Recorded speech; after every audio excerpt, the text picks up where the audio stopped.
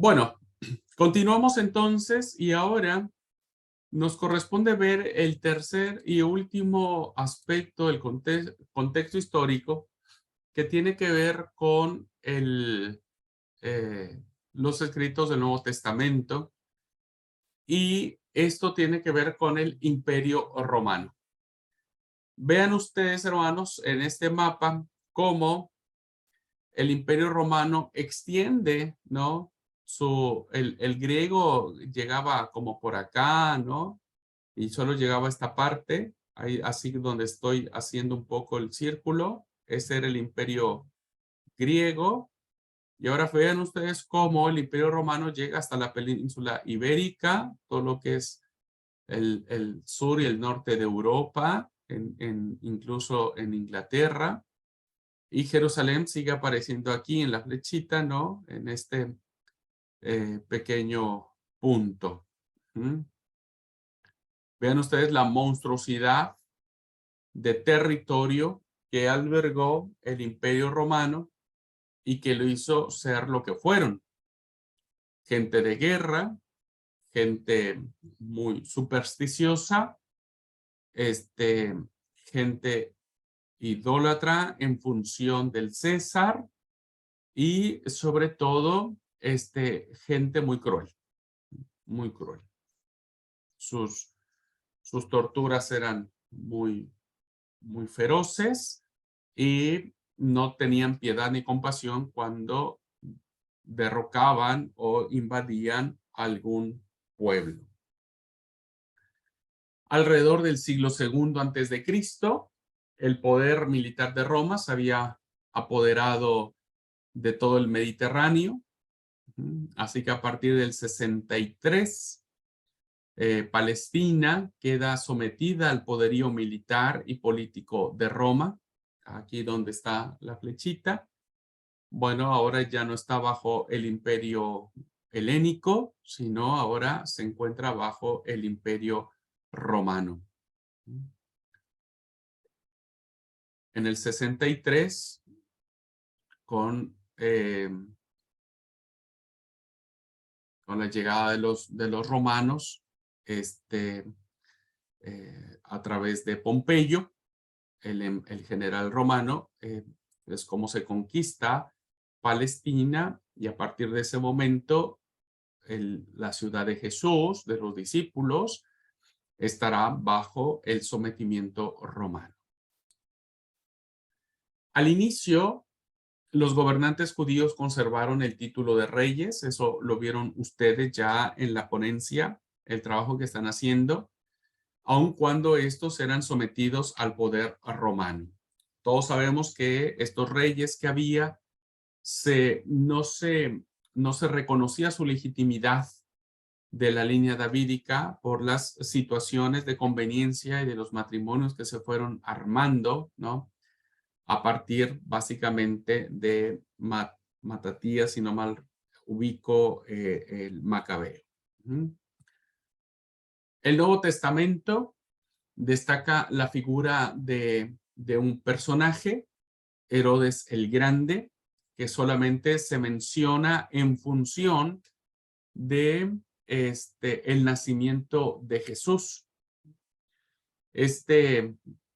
Idumeo, ¿no? Gobierna Palestina del 37 al 4 antes de Cristo. El Señor Jesús nacerá entre el 6 y el 5 antes de Jesús. Válgase la referencia.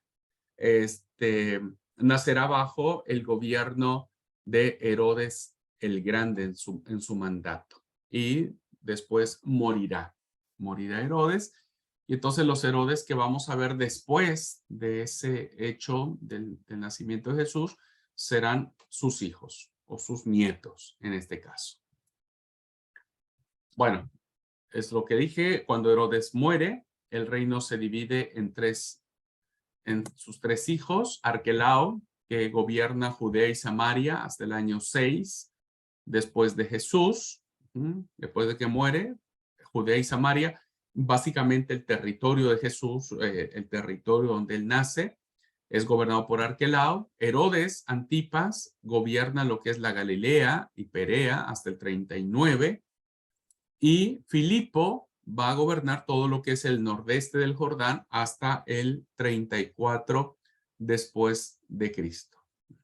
Esos datos los encontramos en Mateo capítulo 2, versículo 22 y en Lucas 3, versículo 1.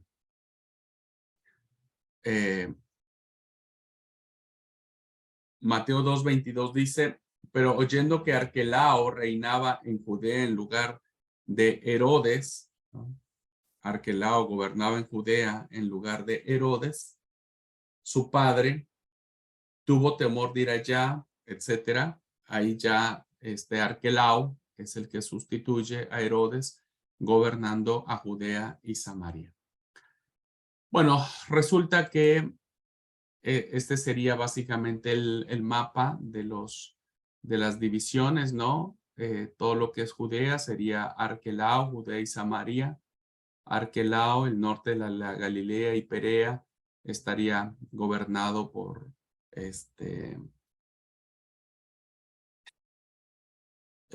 Herodes Antipas, perdón. La Galilea, Galilea y Perea, Herodes Antipas. Y todo esto estaría gobernado por Filipo. El territorio más importante gobernado por los hijos de Herodes será Samaria y Judea, ¿no? Donde estará gobernando Arquelao. Pero resulta, hermanos, resulta que en el año 6 aproximadamente, Arquelao dura muy poquitito en su tiempo porque era muy tonto, era muy inexperto, era muy,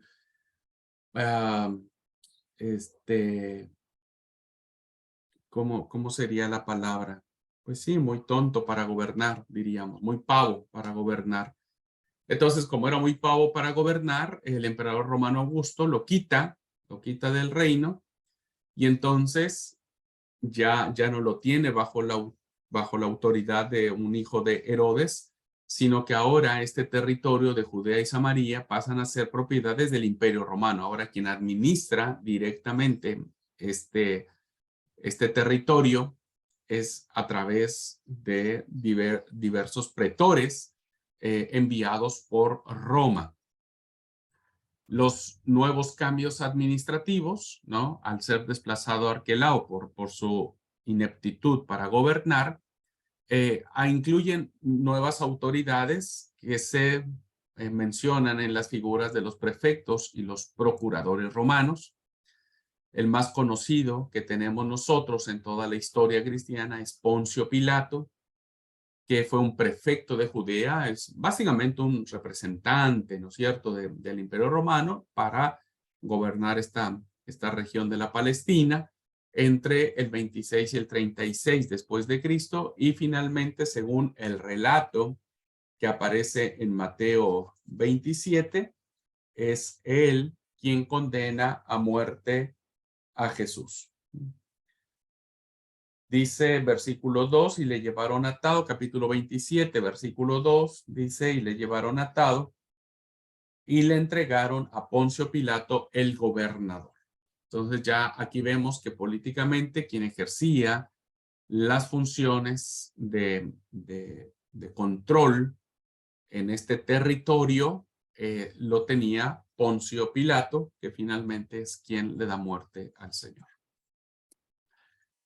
Bueno, esto propició, hermanos, el desplazamiento de Arquelao, propicia que Roma tome el control de todo este territorio y lo militarice. Como todos sabemos, hermanos, el Imperio Romano es uno de los imperios que vence a Grecia por el poder militar, pero Grecia vence a Roma en su poder intelectual. ¿Ah? Porque hasta la fecha nosotros seguimos discutiendo conceptos filosóficos de la antigua Grecia. Entonces Grecia vence en su filosofía, pero Roma vence en las armas. Bueno, entonces, ¿qué es lo que sucede? Bueno, Roma despliega su fuerza militar por todo Israel, militariza el país, los soldados se organizan por compañías, las que tenían a su cargo velar por la adoración del emperador en todo el imperio. Recordemos que en aquella época César se atribuía la divinidad de ser Dios y habría que rendirle culto y reconocerlo como Señor, como Kyrios, como Kyrios. Recordemos que Kyrios para el cristianismo es Jesús y no lo será el César. 10 compañías de estos soldados formaban lo que hemos conocido como legión. Hay dos alusiones sobre esta denominación de legión. La primera tiene que ver con los endemoniados, ¿no? Que le pregunta a Jesús, ¿cuál es tu nombre? Y ellos responden, mi nombre es Legión, porque somos muchos. Entonces, una legión para aquella época ameritaba aproximadamente 6,000 demonios, en este caso sería, en el caso de la narrativa de los endemoniados. Y cuando Jesús está en el Monte de los Olivos, y bueno, vienen a apresarlo y Pedro quiere sacar la espada y dice, algunos relatos dicen que le corta la oreja a Malco. Jesús le dice, mete tu espada. Dice, vos pensás que yo no le puedo orar al Padre y pueda mandarme una legión de ángeles. Literalmente estaba diciendo que el Señor en ese momento podría traer al instante a 6,000 ángeles, muchos más de los que pudiesen ir los que fueron a prenderlo y poder rescatarlo. Entonces una legión, pues eran muchos hombres, hermanos, eran muchos hombres, todos entrenados de una manera impresionante para la guerra. Eran hombres rudos, fuertes, eran hombres sanguinarios, eran hombres pues con una impronta marcada para la guerra. Los soldados, dentro de sus facultades, deberían facilitar las conquistas y cuando había rebeliones, como las que hubo muchas veces en esta región de la Palestina, porque los judíos siempre han sido, en el muy buen sentido, peleadores por naturaleza, ¿no? Para defender su nacionalismo, su identidad, pues ellos nunca estuvieron de acuerdo. Por eso la revuelta de los macabeos, ¿no? Cuando Antíoco Epífanes IV manda a construir o sacrificar cerdos en el altar del templo, manda a construir un gimnasio, ¿no? Donde los hombres iban desnudos a hacer deporte, etcétera. Bueno, por eso la conquista, la rebelión de los macabeos es uno de los signos más importantes que el pueblo de Israel siempre ha peleado, hasta la fecha. Siguen peleando en la franja de Gaza con los palestinos, ¿no? Y los israelitas, y hasta la fecha, hermanos, pelean. Y bueno, los soldados romanos, pues evidentemente los judíos en aquel tiempo había sectas como los celotas, ¿no? Que querían acabar con el imperio y más de una vez había alborotos en las ciudades, pero los soldados terminaban siempre masacrando y crucificando a todos aquellos que se rebelaran contra Roma, acusándolos de sedición. Bueno, además de eso, los soldados, parte toral o fundamental del imperio en aquel momento, vigilaban las fiestas judías, vigilaban las prisiones, y se encargaban de llevar a cabo las ejecuciones que eran decretadas por los gobernadores. Y fueron los soldados romanos quienes fueron los protagonistas principalmente en los relatos de la pasión. Lo que vemos en todo lo que es la aprehensión, lo que es el juicio, lo que es el camino hacia el Gólgota, está marcada profundamente por la figura de los soldados. Los soldados son quienes se mofan de Jesús, quienes lo golpean, quienes lo desnudan, quienes le ponen la corona en la cabeza, quienes lo golpean, quienes lo escupen, quienes le dan mojicones. Son los soldados, ¿no? Porque eran ellos los indicados para llevar a cabo la crucifixión. los que escoltan a Jesús hasta el lugar de la crucifixión, a quien lo clava, y además quienes vigilaban los cuerpos también. ¿Mm? Pese a ello, y esto es algo sumamente interesante, pese a esta figura brutal que pudiesen tener los soldados, muchos de ellos, hermanos, fueron llamados para Cristo. Esto es un dato muy interesante porque finalmente es como que el testimonio de que el poder del Señor tiene mucha razón de ser. En el capítulo 8 de Mateo, versículo 13, vemos el pedido que hace un, un centurión romano, uno de estos hombres de guerra, brutos, fuertes, y le hace un pedido muy especial a Jesús para sanar a su criado que está en casa, paralítico, gravemente atormentado. Bueno, vemos también una nobleza de uno de ellos, ¿no? Que aunque se movía en ambientes hostiles, pues tiene el deseo de que Jesús sane a su siervo que tiene esta condición de discapacidad. En el capítulo 27 del mismo capítulo de Mateo, encontramos la historia en el 54, donde dice, habla acerca de la reacción que tiene el centurión después de haber visto a Jesús. Lo mismo hace Marcos, ¿no? Donde dice, el centurión y los que estaban con él guardando a Jesús, visto el terremoto y las cosas que habían sido hechas, temieron en gran manera y dijeron verdaderamente que este era el Hijo de Dios. Un soldado para que tema es muy complicado. Un soldado no tiene miedo. Son preparados para no temer, ¿no? Para no temer. Y aquí vemos a un soldado sintiendo miedo ante el evento de la cruz. Y finalmente diciendo unas palabras que tienen que ver con la divinidad de Jesús. En Lucas 23:47 encontramos también el mismo centurión, solamente que Lucas registra otras palabras que salen de la boca del centurión y dice, verdaderamente este hombre era justo. En el caso de Mateo y Marcos, el centurión romano dirá, verdaderamente este era el Hijo de Dios. En Lucas dirá, verdaderamente este era un hombre justo. Pero en cualquiera de los dos casos, ¿no? Había una confesión evangélica, diríamos, por parte de este soldado. Y el caso más paradigmático, el caso más representativo, pues lo tenemos en Cornelio, en su conversión, en Cesarea, había un Cornelio, centurión de la compañía llamada La Italiana, y que bueno, era un hombre pío, dice, temeroso de Dios, con toda su casa, hacía limosnas al pueblo y oraba a Dios siempre. Vemos que hay un soldado que tiene un comportamiento diferente, pero sigue siendo un general que da órdenes a su gente para matar. Pero bueno, él también es convertido a Cristo a través del mensaje de Pedro y es bautizado, él y toda su casa y todos los que habían ido a su casa a escuchar el mensaje de Dios. Y era tan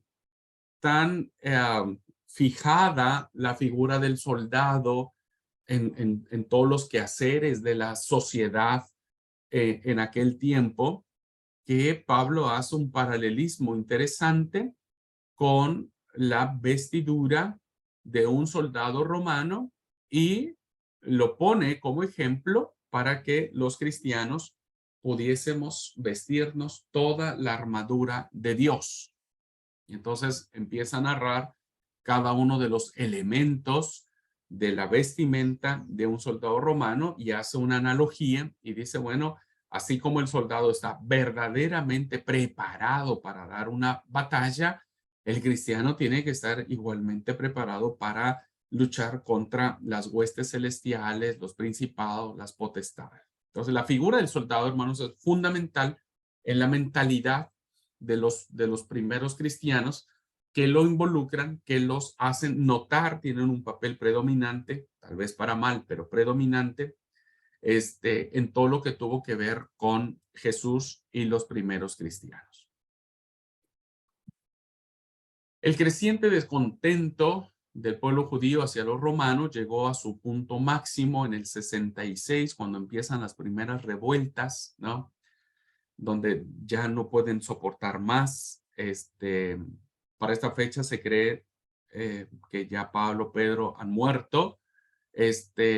Entonces, para ese tiempo, los judíos, a través de varios movimientos de insurrección, organizan una rebelión contra Roma.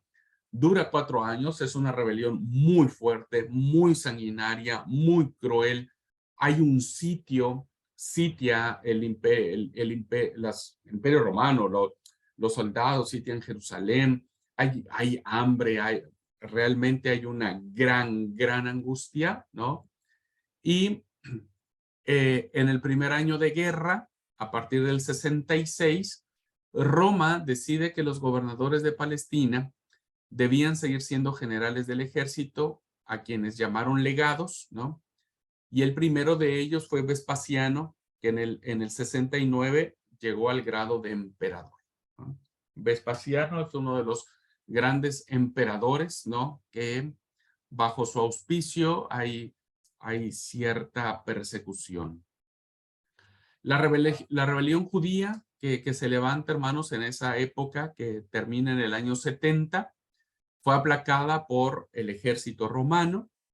Entraron con mucha fuerza, destruyeron todo, quemaron todo. Realmente, como lo dijo Jesús, no hubo piedra sobre piedra. Arrasaron desde los cimientos. Ustedes saben, hermanos, que las murallas, las paredes del templo eran sumamente grandes, sumamente anchas, ¿no? Mucho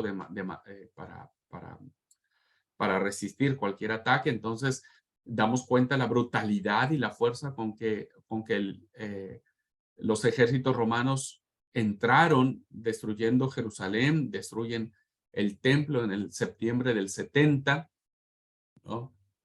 Y bueno, evidentemente esta derrota se debió a la superioridad militar de los romanos, a su fuerza, a su preparación y a las irreconciliables disputas internas entre los judíos. Ustedes saben que hay un dicho romano que hasta la fecha sigue estando vigente: divide y vencerás. Cuando hay división entre los grupos, pues no hay unidad y por lo tanto no hay fortaleza. Bueno, esto pasó.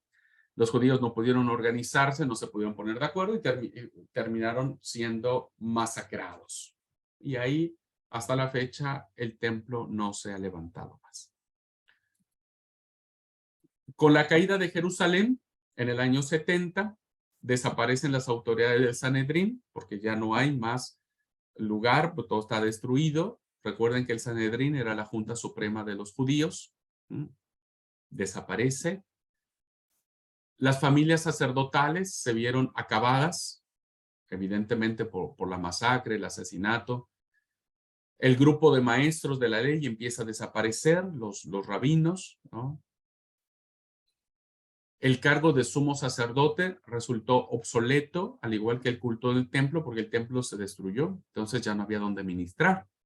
No había más lugar donde ellos pudiesen tener autoridad y por lo tanto los sacrificios y todo lo que se hacía en el templo terminó. Y entonces, ¿qué es lo que sucede? Ya no hay más Sanedrín, ya no tenemos más familias sacerdotales que ministren, ¿no? Ya no tenemos rabinos como tal, ya no tenemos sumo sacerdote, ya no tenemos culto, ya no tenemos nada. Y entonces lo que hace el pueblo judío, hermanos, es que se reorganizan alrededor de principalmente los fariseos que quedaron, todavía quedaron ellos después del año 70, y empiezan a unirse en torno a sus enseñanzas, en torno a la Torá. Empiezan entonces a decir, bueno, ya no tenemos el templo, pero ahora tenemos la Torá. Y mientras esté la Torá, el pueblo vive, el pueblo perdura. Entonces se unen en torno a la Torá y a partir de allí empiezan todo lo que son sus reflexiones, ¿no? Ya había incluso tradiciones anteriores. pero bueno, aparece el Talmud, la Mishnah, la Kabbalah, etcétera, instrumentos que tienen que ver más con la reflexión, con la interpretación, ya no más sacrificios, porque ya no hay templo donde sacrificar, y ahora se unen en torno a la reflexión principalmente de la Torah, principalmente. Fuera de Palestina, entonces, la iglesia cristiana supo aprovechar muy bien los beneficios que ofrecía el Imperio Romano, lo dijimos antes de irnos al receso. ¿Por qué? Porque la unidad política, cultural, facilitó la rápida propagación del evangelio por el mundo romano. Lo vemos claramente en las cartas de Roma, a los romanos, y las cartas de Pedro, donde hay una extensión de muchas ciudades, ¿no? La destrucción fue en Jerusalén, pero el imperio era mucho más que Jerusalén. Y durante el imperio, los cristianos aprovecharon todo esto. Y bueno, en parte, hermanos, el éxito que tuvo en un principio del evangelio es porque las autoridades romanas no se oponían a la práctica de la religión judía ni de la religión cristiana. Realmente al principio del imperio, hermanos, el imperio romano era muy, ¿cómo es la palabra? Muy tolerante a las religiones. Mientras adoraran al César, después adoren a quien se les antoje. Entonces, al principio eran muy tolerantes con los judíos, tan es así que antes de la destrucción del 70, los judíos tenían su Sanedrín, ellos podían juzgar ciertos delitos, tenían ciertos beneficios, tenían el templo, se les eximía del servicio militar a todos los judíos, se respetaba el Shabbat, etcétera, ¿no? Entonces, había cierta tolerancia por parte de las autoridades romanas. Si lo fue con los judíos, pues evidentemente, pues también con los cristianos, que en ese momento, pues apenas empezaban como que a despuntar. El problema empezó, hermanos, cuando la fidelidad a Cristo de muchos miembros del imperio, ciudadanos del imperio, ¿no? Empezaron a tener conflicto con los intereses de Roma. Entonces, allí es donde Roma dijo, no, paren un poco, estos están creciendo, se están multiplicando, se están oponiendo a rendirle culto a César como Quirios. Entonces, empiezan las persecuciones, porque la mejor manera que tenían los romanos para aplacar cualquier sublevación o cualquier indicio que fuera en contra de la unidad del imperio, pues era matando, era persiguiendo, era destruyendo. El problema, mis queridos hermanos, es que pues esto, en vez de querer detener el evangelio, lo hizo mucho más grande. Los cristianos se rindieron se resistían a dar culto al emperador, a sus dioses, y ellos proclamaron Christus Curius, es decir, Jesús es el Señor, no César. Bueno, a esto también, hermanos, a la dificultad que empezaron a tener los primeros cristianos, se agregó que muchas de las disposiciones que el imperio empezó a tomar sobre los judíos, porque pues estos ya no eran del agrado de Roma por lo que había sucedido, pues empezaron a aplicarse también a los romanos, ¿no? Y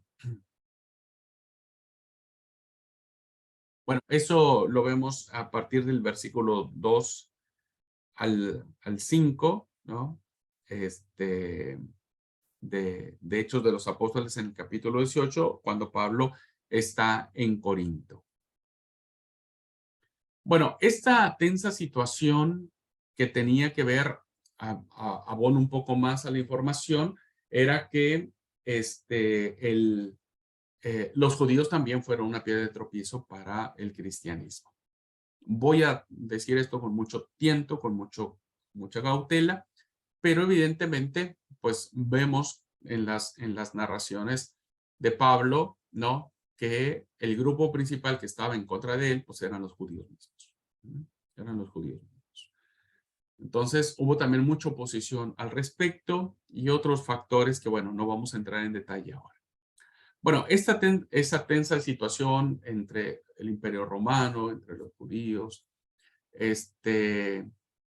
del primer siglo, del segundo siglo, la encontramos reflejada en la primera carta de Pedro. Recuerden que esta es una carta que más o menos nos refleja la época del conflicto, ¿no? Y, y bueno, él dice, si alguno padece como cristiano, no se avergüence, sino glorifique a Dios por ello. El libro de Apocalipsis también tiene que ver con que la bestia, ¿no? El enemigo del evangelio es Roma. Roma como sistema político. En ese momento todavía no existía la Iglesia Católica Apostólica Romana. La Iglesia Católica Apostólica Romana aparece hasta el siglo IV. Entonces aquí estamos hablando de un sistema político que ya no existe hoy. Ya no existe el Imperio Romano, ¿no es cierto? Entonces vemos cómo esta literatura apunta directamente y Apocalipsis debe leerse bajo esta perspectiva de ver que el enemigo que aparece en Apocalipsis es el Imperio Romano. De ahí ya después 1000 interpretaciones han dado para poder investigar quién es la bestia y quién es el anticristo y todo lo demás. Bueno, así entonces, hermanos, a manera de introducción para darnos un panorama general en el contexto histórico, estamos hablando del contexto histórico, es cómo se da vida a los escritos del Nuevo Testamento. Es en medio de estas persecuciones, en medio de estos conflictos donde las iglesias empiezan a establecer, donde Pablo le empieza a escribir a la iglesia de Corinto, a la iglesia de Galacia, donde se empiezan a formular las primeras informaciones sobre Jesús a través de los evangelios, ¿no?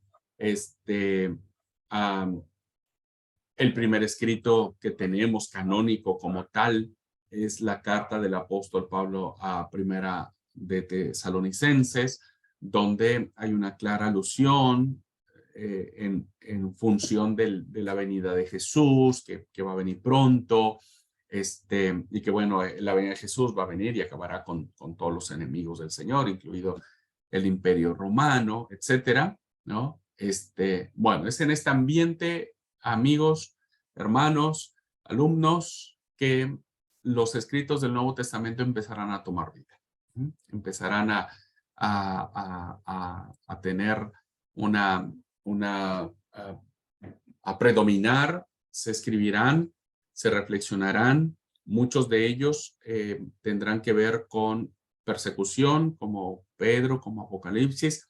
Otros vendrán a ser normativos. Recuerden ustedes que los escritos del Nuevo Testamento son escritos ocasionales. Se escriben por alguna ocasión especial, ¿no? La iglesia de Corinto tenía ciertas problemáticas, entonces Pablo escribió a la iglesia de Corinto. Incluso hay varias cartas de Pablo que no se escriben. Por lo menos hay cuatro cartas de Pablo a los Corintios, por lo menos.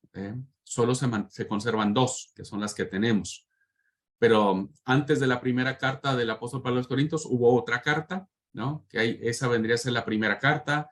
Luego la primera que tenemos hoy vendría a ser la segunda. Luego entre medias hubo una tercera carta. Y la que hoy tenemos, la segunda carta de los Corintios, vendría a ser la cuarta carta. En fin, no los quiero marear. Pero lo que quiero decir es que todo está conectado en función de lo que vivían los cristianos en aquel tiempo. Y a partir de ahí, si entendemos eso, podremos hacer exégesis correcta del texto sagrado. Muy bien, hermanos.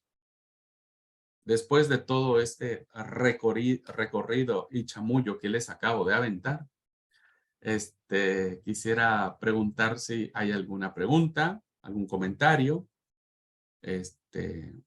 algo que quieran aportar a la clase, con todo gusto.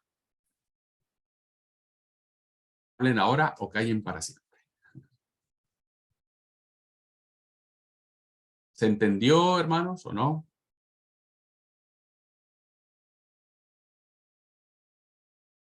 Sí, pastor, claro que sí, muy lindo, muy hermoso, muy cruel la historia, mucha sangre, mucha violencia. Ay, ay, ay.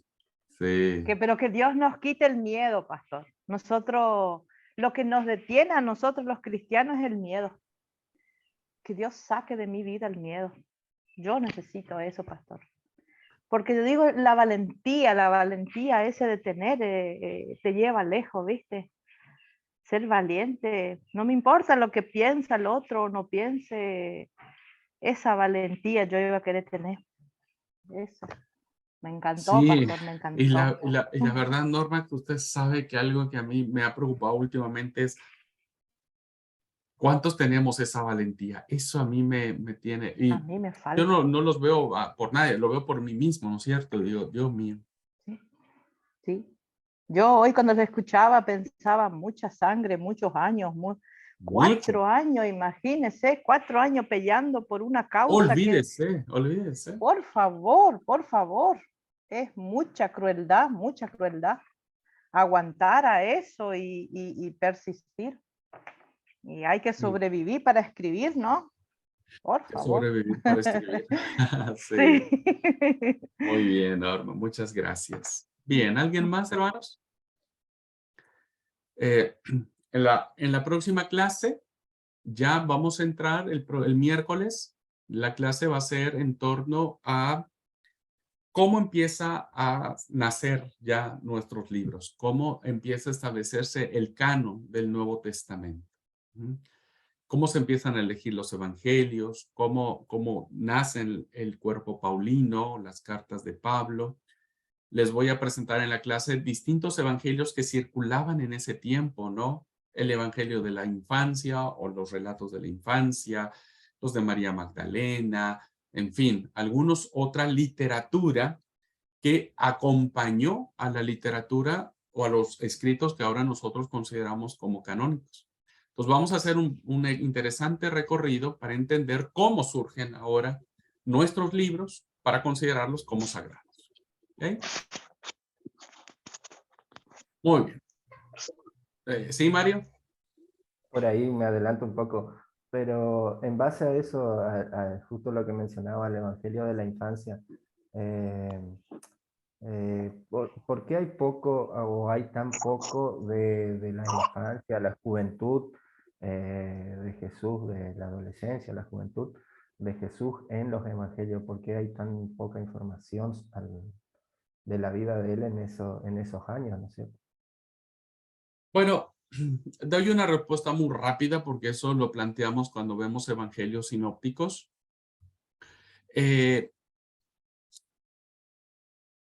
Bueno, tu pregunta es sobre los libros canónicos, ¿no es cierto? Sobre nuestra Biblia, porque hay tan poco sobre esa información. Ok.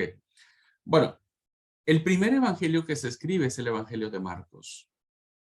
Y si ustedes se percataron, en el Evangelio de Marcos no hay nada sobre la infancia de Jesús. Realmente primero vemos a Juan el Bautista y después vemos a Jesús. Ya vemos a un Jesús grande. ¿Por qué? No es porque Jesús no haya nacido y no haya tenido una infancia, etcétera. Porque el propósito que tenía Marcos, hermanos, en su evangelio, no era hablar sobre el nacimiento de Jesús, sino su propósito era hablar sobre la muerte de Jesús. Entonces, a Marcos no le interesa ese evento del nacimiento de Jesús, sino se va directamente al corazón y sitúa a Jesús con Juan el Bautista, bautismo, desierto, milagros, subida a Jerusalén, muerte y resurrección. El Evangelio de Marcos tiene una peculiaridad, ya lo vamos a ver cuando veamos esta materia. Es un evangelio que va muy rápido, es un evangelio que corre, que corre, que corre, que corre, que corre. Y se levantó y fue y fueron y se levantaron y siguieron y es un evangelio que siempre está en constante movimiento, constante. Es un evangelio que tiene una prisa, tiene mucha prisa. Y la prisa que tiene es llegar a los relatos de la crucifixión.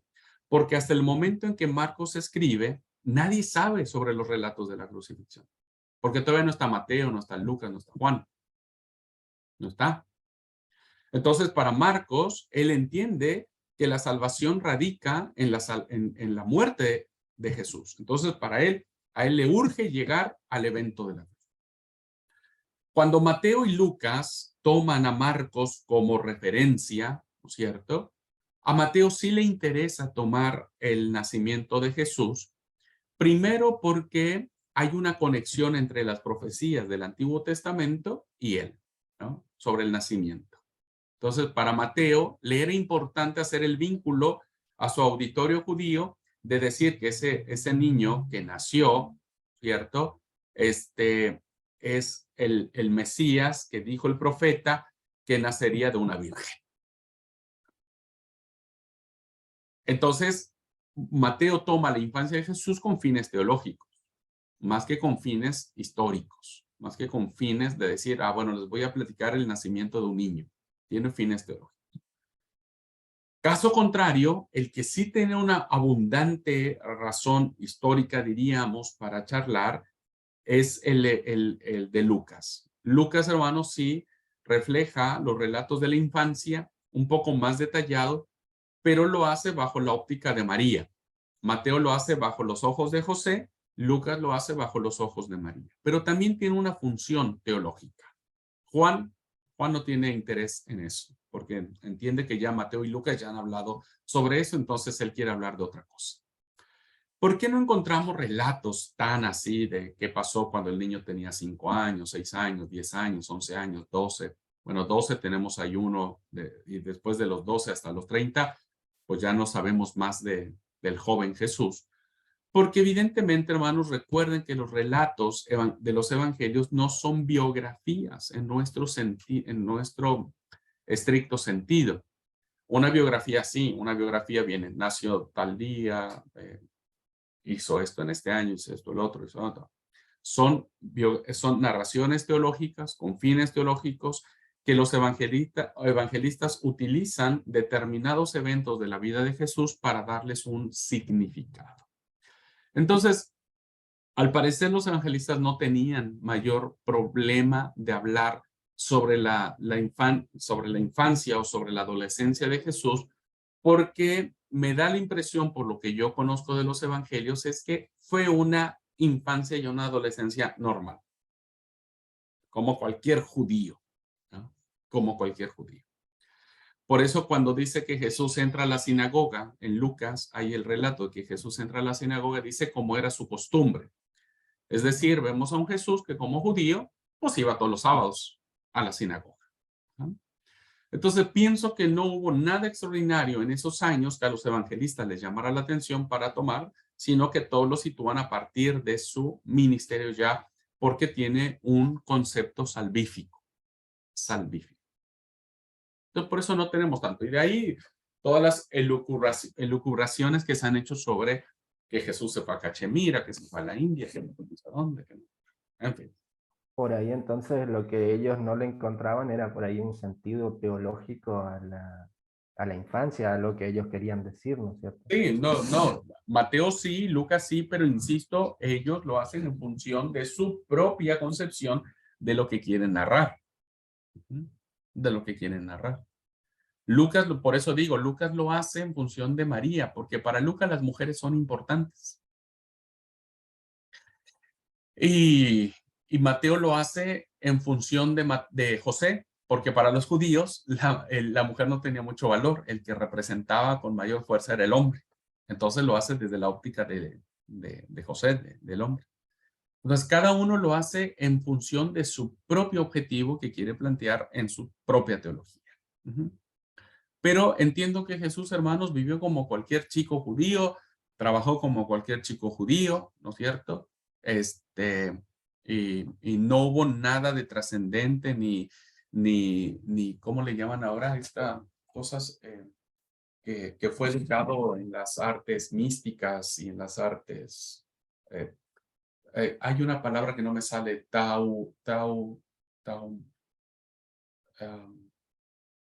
empieza con tau, pero la verdad que no, me ha costado trabajo pronunciar esa palabra si no la leo. En fin, no, pienso que Jesús estuvo sujeto a su padre, trabajó con ellos.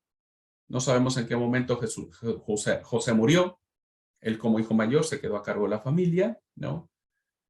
Entendemos que hubo una dinámica familiar media complicada a partir de que Jesús empieza a tener la conciencia mesiánica. Pero al final sus hermanos terminan predicando de él y su mamá también termina creyendo en él. Sí, Y algunas otras cositas, pero bueno, eso ya lo vamos a ver con mayor detenimiento cuando veamos evangelios sinópticos.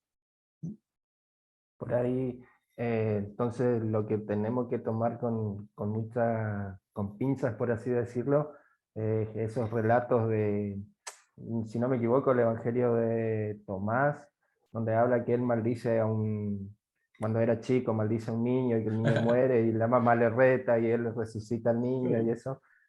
Tenemos que tomarlo ahí con muchas pinzas. Sí, eso lo vamos a ver en la siguiente clase, porque bueno, por eso te decía que si tu pregunta era sobre los libros canónicos que tenemos, bueno, esa sería la respuesta. Si la pregunta va sobre los evangelios apócrifos o gnósticos, ahí es otra cosa, que eso es lo que vamos a ver en la siguiente clase, ¿no? Que tiene que ver cuál era el propósito que esa literatura tenía. O sea, no era literatura, ¿cómo les diré, hermanos? Que uno diría, ay, esto hay que tirar, eso es porquería. No, no, no, no, no, no. Ojo con eso, ¿no? O sea, ojo con eso. Era una literatura muy apreciada en los primeros siglos, muy apreciada, porque ya los apócrifos incluso venían desde antes de Jesús. Eso lo vamos a ver en la siguiente clase. Y dentro de estos evangelios gnósticos, encontramos los más representativos, los relatos de la infancia de Jesús, donde vemos a un niño Jesús que dan ganas de darle una cintareada a ese cristiano, pero darle una cintareada porque era fastidioso, era odioso ese niño, odioso con odio mayúsculo. Vemos el Evangelio de Tomás, donde ponen el papel de Judas Iscariote, no como el traidor, sino como el Salvador, el Redentor, el tipazo. Y vemos el Evangelio de María Magdalena, como uno de los evangelios que se puso muy de moda en la película de El Código Da Vinci. No sé si ustedes han visto esa película, ¿no? En donde hay una frase, ahí los actores que dicen que Jesús acostumbraba a besar a María Magdalena en la boca. Esa palabra boca no está en el manuscrito, por no sé por qué pasó, pero esa palabrita, donde aparece esa palabra, no está roto, está... Los estudiosos, según dicen, que la palabra que cabría en ese espacio sería boca, ¿no? Sería boca. Entonces, es uno de los evangelios gnósticos que tratan de demostrar que Jesús realmente no murió, ¿no? Que realmente se escapó, que vivió con María Magdalena, se casaron, tuvieron hijos, llegó a viejo, se murió y listo. Pero la literatura gnóstica tiene un peso muy interesante. Entonces, lo que vamos a ver en la siguiente clase es sopesar la literatura canónica, la nuestra diríamos, con la literatura gnóstica. Y vamos a ver los puntos de coincidencia y de separo que existen entre estas literaturas. Entonces, la próxima clase vamos a hablar un poquitito sobre el canon del Nuevo Testamento. Les vendo la siguiente clase para que lleguen a clase. Bueno, gente, si no hay pregunta alguna, que Dios los bendiga y nos vemos el miércoles, Dios mediante. ¿Ok?